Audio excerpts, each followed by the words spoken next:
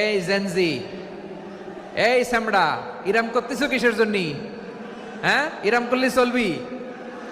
হ্যাঁ, বস বস বস বস। আওয়াজ করতেছো কেন? দিবা না, কথা বলতে দিবা না আমাকে? তো এইটা বুঝি তোমাদের ভালোবাসার নমুনা? তোমাদের ভালোবাসার কারণে যদি আমি কোথাও দাঁড়াতেই না পারি, কোথাও বসতে না পারি, কোথাও দুটা কথা বলতে না পারি, এই ভালোবাসা দিয়ে কি হবে আমার? বরং ঘামতে ঘামতে ঘর্মাক্ত হব, রক্তাক্ত হব। কিন্তু সেন্ট্রাল থেকে, সেন্ট্রালি যে ইনস্ট্রাকশন আসবে, সেই ইনস্ট্রাকশনের এক চুল আমরা ডানে বায়ে যাব না। এইটা গণজাগরণের জন্য এইটা দরকার, ইসলামী বিপ্লবের জন্য এইটা দরকার। তো আধা ঘন্টা ধরে যদি তোমাদেরকে থামানোই না যায়, এই লস্কর দিয়ে আমি কি করব? আল্লাহর ওয়াস্তে নো নো নো স্লোগান, চুপচাপ একেবারে আমার দিকে তাকাও। আল্লাহর ওয়াস্তে চুপ করুন।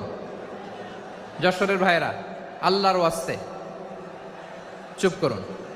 আমি 10 থেকে 0 গুনবো, এরপরে যদি আওয়াজ হয় চলে যাব, আমি চলে যাব। কিন্তু কোনো আওয়াজ নাই। আমি কিছু জিজ্ঞেস করলে উত্তর দেওয়ার সময় গলা ফাটায় আওয়াজ করতে হবে, ঠিক কিনা? বাস।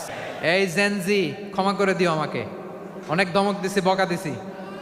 আল্লাহ তোমাদেরকে কবুল করুক, যশোরবাসীকে কবুল করুক, আদ দিনকে কবুল করুক, এই মেডিকেল কলেজকে কবুল করুক, ইসলামের জন্য বাদ ভাঙা এই জোয়ার এবং উচ্ছ্বাসকে আল্লাহ তাআলা কবুল করুক।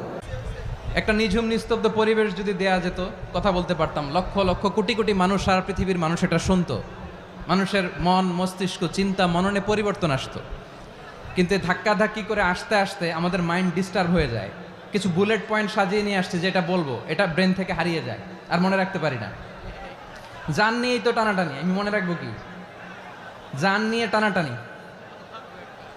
তো যদি আমরা প্রতিটা বড় বড় পাবলিক ইভেন্টে যদি এরকম করি, আমাদের পক্ষে কি আর ময়দানে কথা বলা সম্ভব হবে? বাধ্য হয়ে পরে ফেসবুকে ঘোষণা দিব যে আমি আর তাফসির মাহফিলে নাই, আমি মসজিদের হালাকা করব, 20 জন নিয়ে আমি দাওয়াতি কাজ করব, যথেষ্ট, গুড ইনাফ। এটাই আপনারা চান নাকি? এটাই চান? তো একটু মেহরবানি করে চুপ করা যাবে না? জায়গা না হলে পেছনে চলে যান, কিন্তু যারা থাকবেন চুপচাপ।